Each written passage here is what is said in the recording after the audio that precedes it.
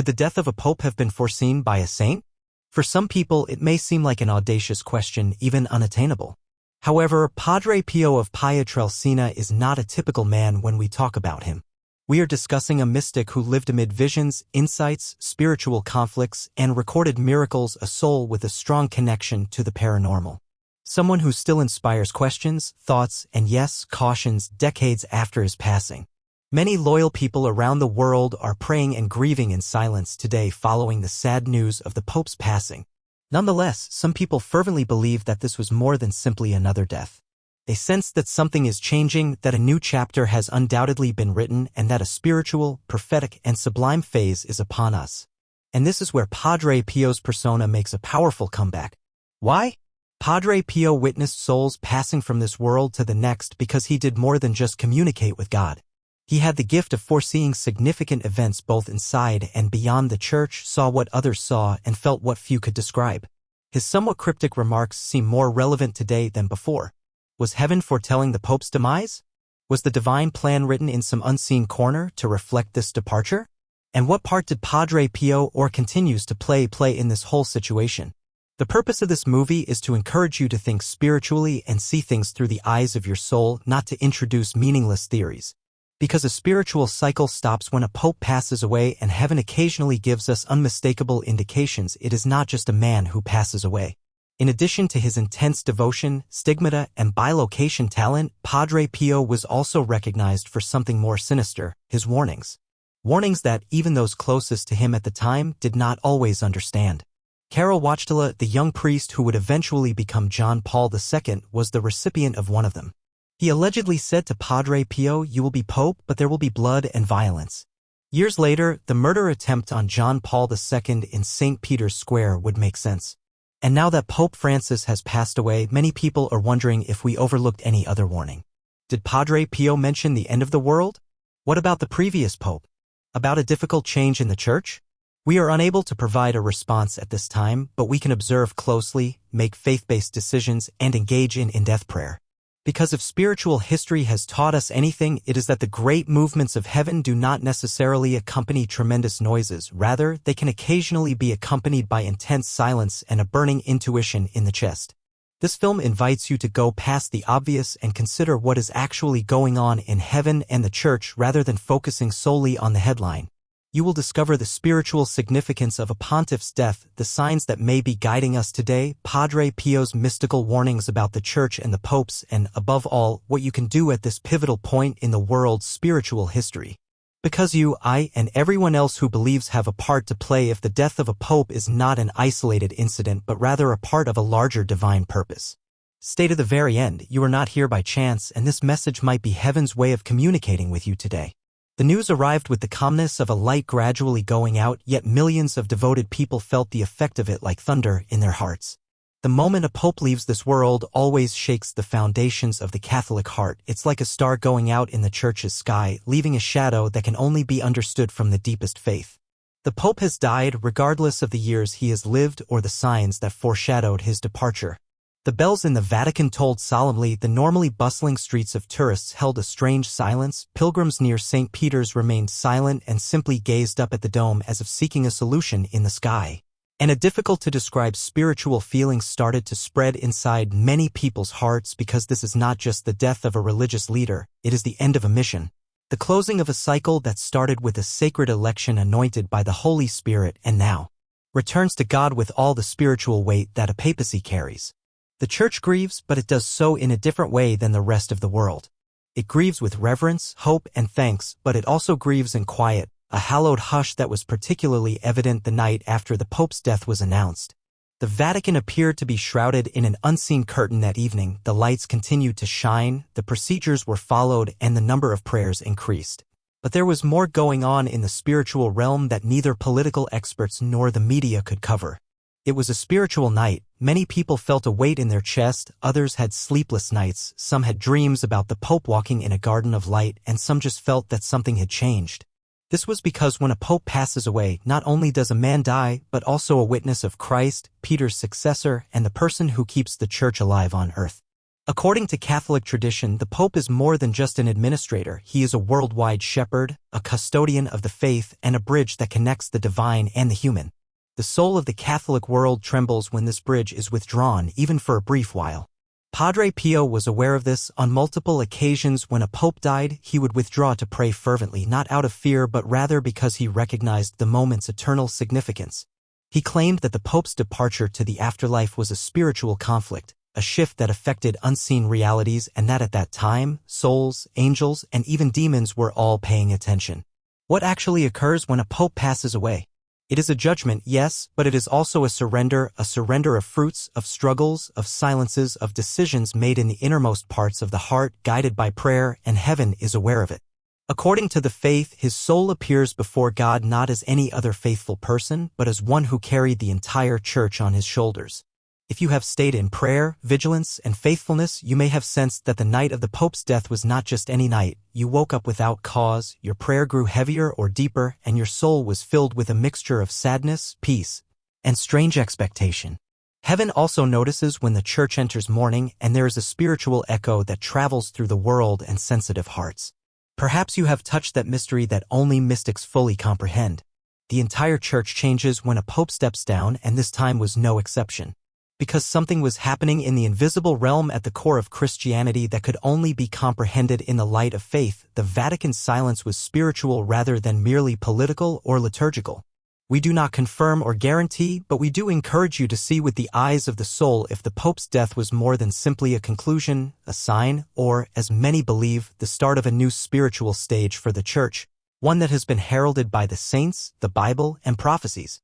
Because it is no accident that the throne of Peter is still vacant during these times of uncertainty, internal and external conflicts, and more transparent spiritual conflicts. The fact that many devout people are experiencing a greater desire for prayer, a need to consecrate themselves, and a need to get back to the basics is not a coincidence. The Spirit is speaking, and Padre Pio, who is in heaven, knows it better than anyone else. When Pope Pius XII was dying, Padre Pio claimed to have seen his soul enter paradise. He said this with calm assurance, and many people wonder what he saw now. What is he saying to the attentive faithful, the open-hearted, and the praying souls? Perhaps just mentioning Padre Pio is enough to convey the idea of a soul that is closely associated with heaven.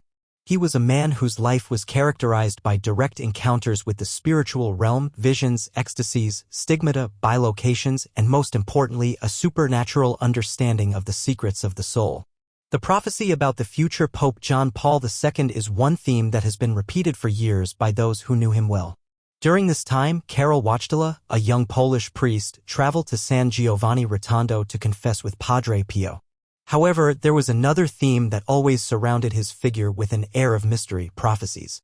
During that brief but significant encounter, the saint is claimed to have revealed something that would later rank among his most unsettling prophecies.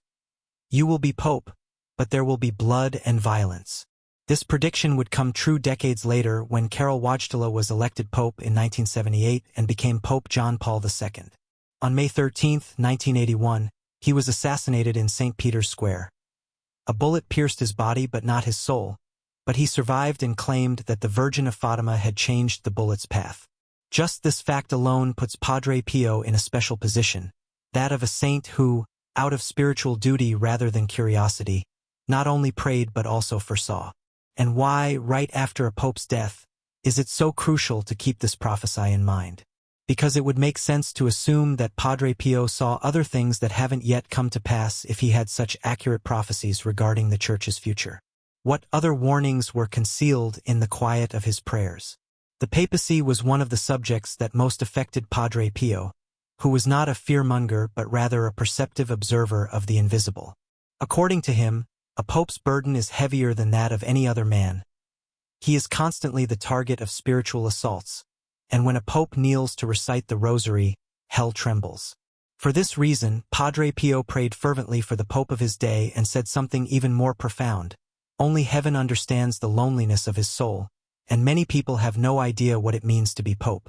There is more to Padre Pio's mystical relationship with the popes than this remark, which is full of compassion and truth. After Pope Pius XII passed away in 1958, it is believed that Padre Pio had a vision in which he saw his soul ascending to paradise. He confirmed this vision, which was not an opinion but rather a vision, with such simplicity and surety that it left those who heard him stunned. This raises the logical question of what he would be seeing now that the current pope has passed away.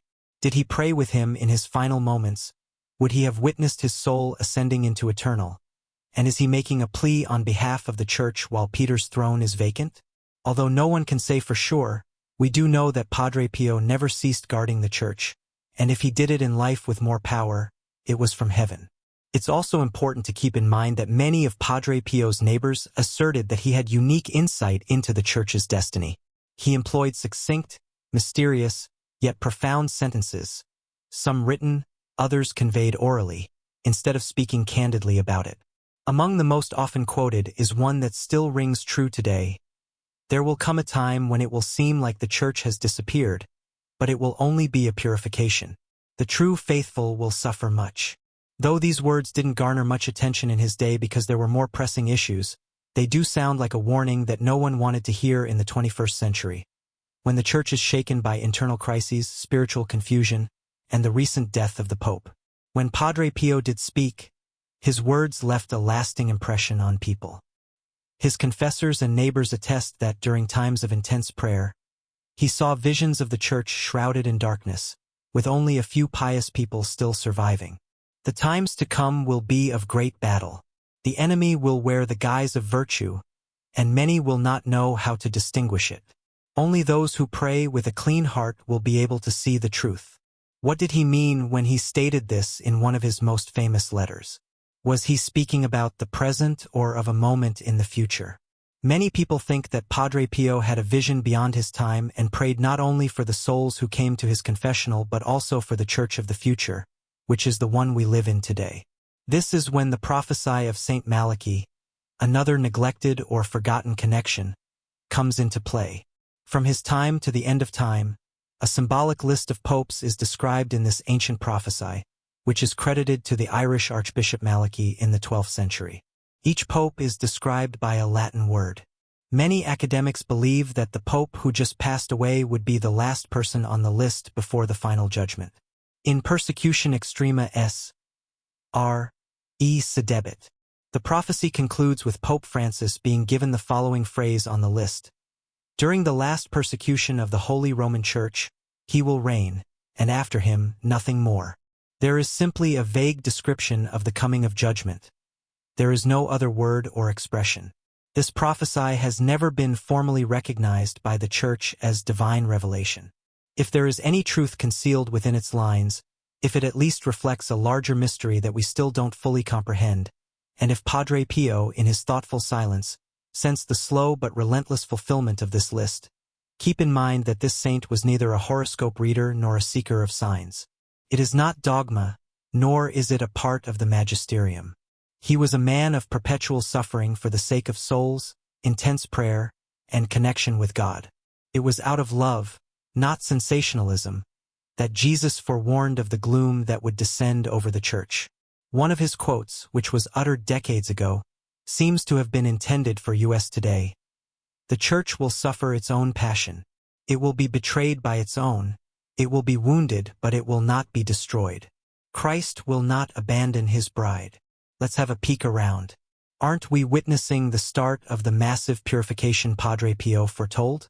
Internal strife among the faithful, doctrinal misunderstanding, the sacrament of confession being abandoned, frontal assaults on Christian morals, and silence in the face of truth? And hasn't a fresh chapter begun with the Pope's passing? We may not even be aware that we have reached the last step, which is the conclusion of a spiritual era, a cycle that ends to make room for a new awakening, rather than the end of the world in a tragic sense. But not without suffering. Are you among those who pray? Or are you waiting for things to get back to normal? Padre Pio also stated, "There will come a time when only the prayer of the humble will remain as a shield. Nothing else will protect the Church." Because if there is one lesson to be learned from this perhaps lost prophecy, it is that there is only one way to go back to God. The faithful who hold fast will be like candles burning in the middle of the night, and the Church will be cleaned but not die. It's time to wake up, to keep in mind what we've been told, to pay attention to the signs that the saints have brought, and to follow Padre Pio's urgent advice in his last years. Pray, pray a lot, and don't be scared. You must continue to be faithful even when God has already won. Maybe the prophecy wasn't forgotten, and this is just the right moment to hear it. For many devout, the question is bold, unnerving, and nearly unimaginable. What if Pope Francis is the final pope? What if a millennial cycle is coming to an end? And what if the suffering, bewilderment, and present-day changes in the Church are not coincidental but rather outward manifestations of a spiritual shift foretold by the Scriptures, the saints, and the prophecies? Although we don't guarantee or affirm, we do encourage you to see things from a spiritual perspective, because it's no coincidence that the throne of Peter is still vacant in these times of uncertainty, internal and external conflicts, and growingly public spiritual conflicts. It's no coincidence that many believers are experiencing a greater need to pray, a need to dedicate themselves, and a need to get back to the basics. Padre Pio, from his position in heaven, surely knows the Spirit's message better than anybody else.